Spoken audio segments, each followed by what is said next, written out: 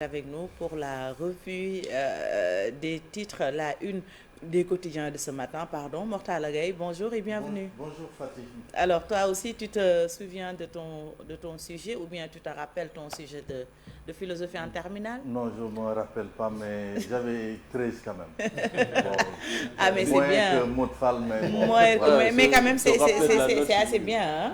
Non, 13. non, 13, oui. Ouais, 13 très rapide. en philo quand même. Ouais, Bien. en général, en philo, c'est soit une bonne note, soit Très mauvaise note. très mauvaise. Il faut être Quand tu as bref. 13 ou 15 en L2, coefficient 6, Ouais, c'est... quand même, Ouais. on décroche son bac. Hein. En tout cas, on décroche d'office, c'est clair. Mortala, on va attaquer avec l'Observateur. On va attaquer, les journaux parlent d'énergie ce matin. Et l'Obs nous dit que le pays est assis sur une bombe énergétique par rapport un peu à ce secteur de l'énergie et de la raffinerie.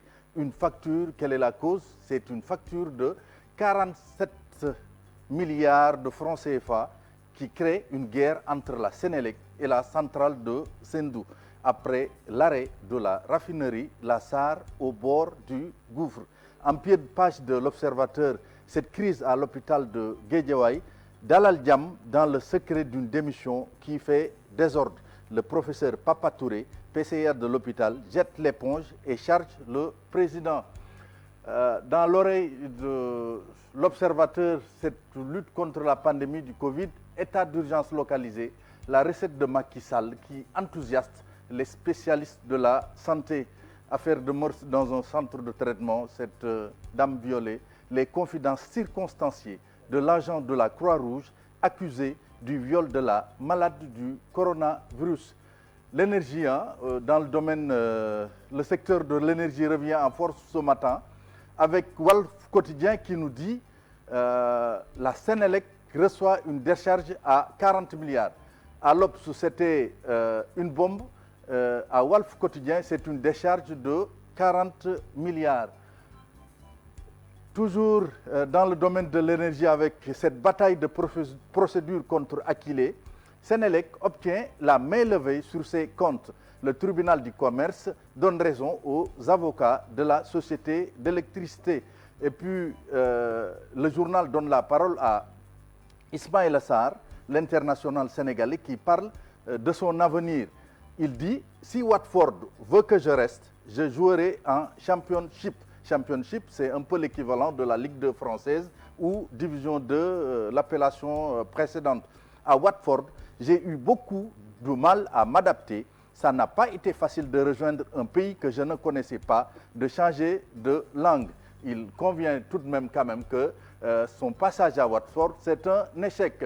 Source A qui nous dit que à l'origine de la traque de la Sénélec autour de la centrale à charbon de Bargny, 47 milliards de francs CFA et de mensonges. L'AS qui revient également dans cette affaire de production d'énergie électrique, la centrale thermique de Bargny en marche. Multiplication des cas communautaires dans l'AS toujours. Alerte rouge à Kédougou et Kaolack. Enquête qui nous amène un peu dans le domaine du traitement de la Covid-19 et nous dit que la chloroquine serait un mirage. Après 5 mois d'utilisation, la chloroquine n'a pas démontré son efficacité contre l'infection du virus. Abbé Louis Alphonse Biramdour, il est possible de se marier en cette période. Donc, clin d'œil un peu aux chrétiens.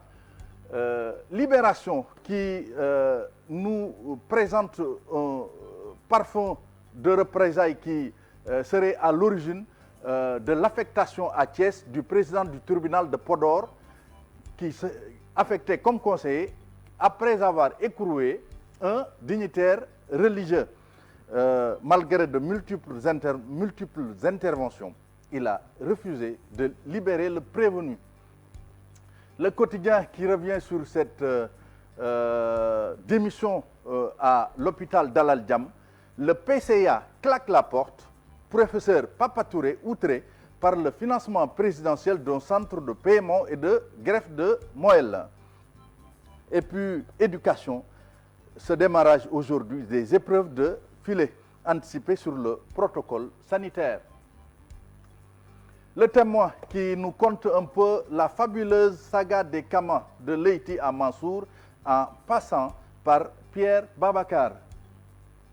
Les journaux sportifs qui nous parlent de cette affiche de ce soir à 19h.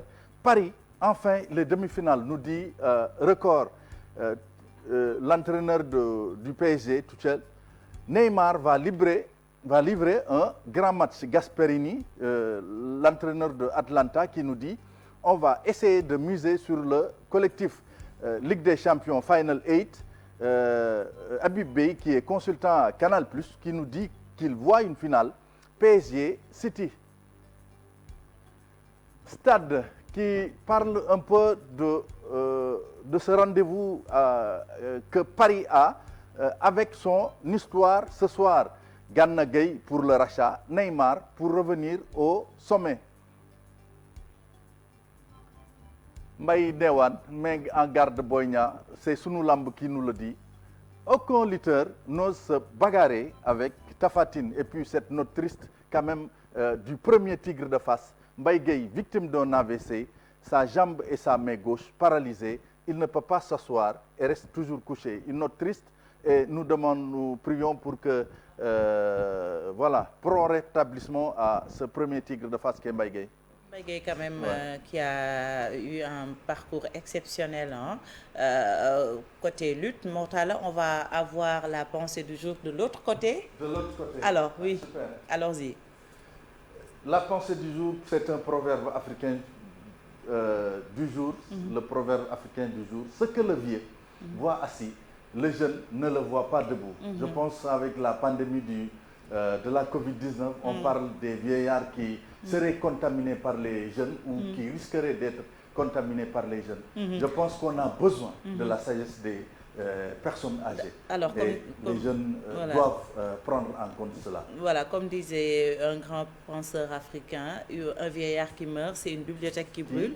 Et puis nous, on le dit en Wolof, mak lim tok gis ko, xalé dina taxaw du ko gis. En tout cas, nous avons besoin de toutes ces personnes, en tout cas, qui jouent un rôle important dans notre société. Merci beaucoup, Mortala, pour la revue des titres et le proverbe africain du jour. Peut-être un mot de sport, Gana ce soir? Non. Oui, Gana ce soir, en route pour les demi-finales, mais quand même, ça va être extrêmement compliqué face à une équipe d'Atlanta. Beaucoup pensent que quand même que ça va être une partie de plaisir pour le Paris Saint-Germain, mais quand même, cette équipe d'Atlanta, je me rappelle, il y a Guardiola qui disait que rencontrer Atlanta, c'est comme aller chez le dentiste. Tu es sûr de souffrir. C'est clair. Et je pense qu'aujourd'hui aussi, ce sera le cas. En plus, ce sera un Paris Saint-Germain diminué par Mbappé qui certainement ne va pas démarrer. Di Maria suspendu. Cavani qui est parti, qui n'a pas souhaité prolonger son contrat. Même si du côté de l'Atlanta aussi, il y a des absents. Mais l'entraîneur l'a dit, Gasperini, l'Atlanta, c'est un collectif. Et c'est une équipe qui court énormément. C'est ce qui fait la force même de ce club. Verratti également blessé. C'est un peu compliqué. Et puis avec Parilien, bien sûr, en plus. Il y a ce passif quand même en Ligue des Champions. Donc, souvent, les dernières marches font défaut à cette équipe parisienne. Mais bon. C'est le moment ou jamais, cette année, quand même, s'ils ne remportent pas. Il y a déjà Habib Bey qui pense que ça va être un derby qatarien en finale. Mais bon, quand même, c'est loin d'être joué. C'est une hypothèse. Très bien. C'est loin d'être joué. Très bien. On va en parler demain, Inch'Allah. En tout cas, nous souhaitons beaucoup de courage et bonne chance à notre Gana national. Merci beaucoup.